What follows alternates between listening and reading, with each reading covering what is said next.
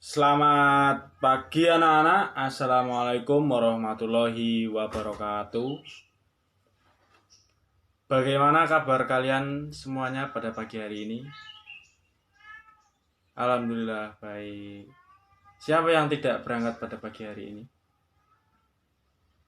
Mas Ridwan. Kenapa Mas Ridwan? Sakit. Oh. Siapa lagi yang tidak berangkat pada pagi hari ini? Oh, Mas Danar. Izin ya? Oh, baik.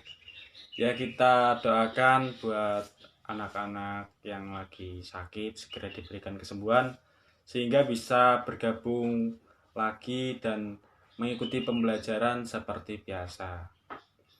Sebelum mengawali pelajaran pada pagi hari ini, alangkah baiknya kita berdoa menurut agama dan kepercayaan masing-masing. Berdoa dipersilakan. Selesai? Ya, materi pada pagi hari ini yaitu cerita fabel. Cerita fabel ini masuk di kompetensi dasar 3.1 yaitu memahami teks cerita moral fabel, ulasan, diskusi, cerita prosedural, dan cerita biografi baik melalui lisan maupun tulisan. Dan 4.1 menangkap makna teks cerita moral atau fabel, ulasan, diskusi, cerita prosedural, dan cerita biografi baik secara lisan maupun tulisan.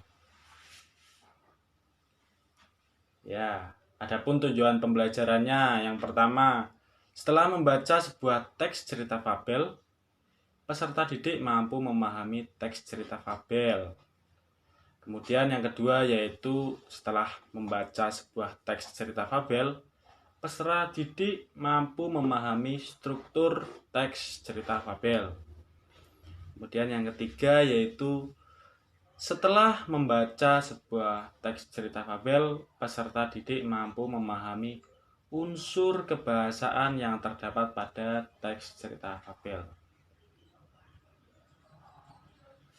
Ya, pada cerita fabel kali ini kita akan mempelajari tiga materi yang akan dipelajari, yaitu yang pertama struktur cerita fabel, yang kedua yaitu unsur kebahasaan yang terkandung dalam teks cerita fabel, dan yang ketiga bagaimana implementasi dalam kehidupan sehari-hari setelah membaca teks cerita fabel.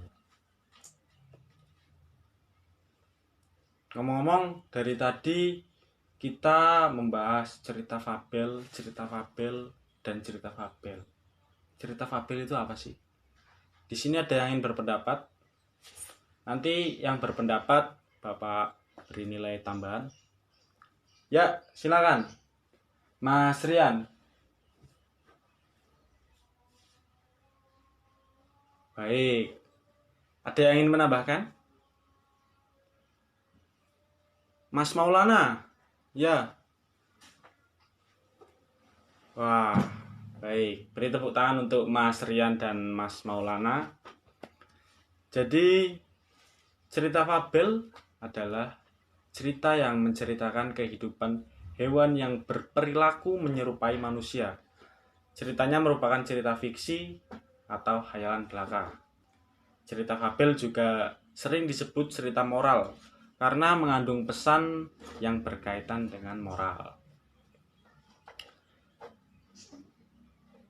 Ya, sebelum kita melanjutkan ke materi selanjutnya, Bapak akan mengadakan kuis terlebih dahulu. Ya, silakan siapkan 1 lembar kertas dan 1 ballpoint. Kemudian bacalah cerita fabel yang terdapat pada buku cetak halaman 25. Kemudian cari struktur teks ceritanya. Bapak beri waktu 10 menit ya. Nanti langsung dikumpulkan ke depan. Ya, silakan kerjakan.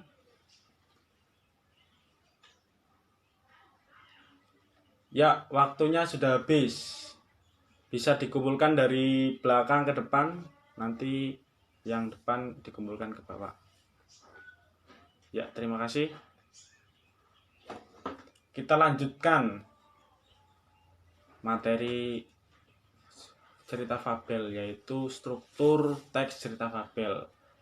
Yang pertama yaitu ada orientasi, yang kedua itu komplikasi, yang ketiga itu resolusi, dan yang keempat kode. Ada yang tahu orientasi itu apa? Silakan Mbak Vika. Bagus. Beri tepuk tangan untuk Mbak Vika. Kemudian komplikasi. Siapa yang ngerti komplikasi? Ada yang tahu? Ya, Mas Himawan. Wah, baik sekali. Beri tepuk tangan untuk Mas Himawan. Yang ketiga yaitu resolusi. Ada yang ingin berpendapat? Silakan. Ya, Mas Ari. Silakan Mas Ari. Wah, tepat. Beri tepuk tangan untuk Mas Ari. Kode sekarang. Siapa yang berpendapat? Ya, Mbak Intan. Silakan Mbak Intan. Beri tepuk tangan untuk Mbak Intan. Jadi orientasi yaitu sebuah awalan dari cerita yang berisi pengenalan tokoh, pengenalan latar, dan lain sebagainya. Kemudian yang kedua yaitu komplikasi. Biasanya terjadi sebuah masalah, timbulnya sebuah masalah yang terdapat dalam cerita fabel tersebut. Kemudian resolusi yaitu pemecahan masalahnya. Dan yang keempat yaitu kode, kesimpulan yang terdapat dalam cerita fabel tersebut. Unsur kebahasaannya yaitu yang terdapat dalam cerita fabel biasanya kata kerja, yaitu kata kerja aktif transitif dan kata kerja intransitif. Kemudian yang kedua kata keterangan, biasanya keterangan tempat, keterangan waktu, keterangan kejadian. Yang keempat yaitu ada kata sandang, contohnya si, sang, dan lain sebagainya. Kemudian yang keempat yaitu kata penghubung seperti dan, atau, dan lain-lain. Ya, kemudian Bapak akan memberikan tugas untuk minggu depan, yaitu silakan kalian berkelompok.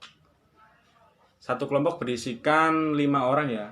Jadi kelompoknya itu urut dari nomor 1 sampai 5, 6 sampai 10, 11 sampai 15, dan seterusnya.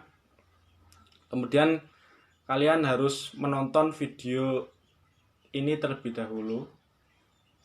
Terus kalian telaah struktur, unsur kebahasaan, dan amanat yang terkandung di dalamnya.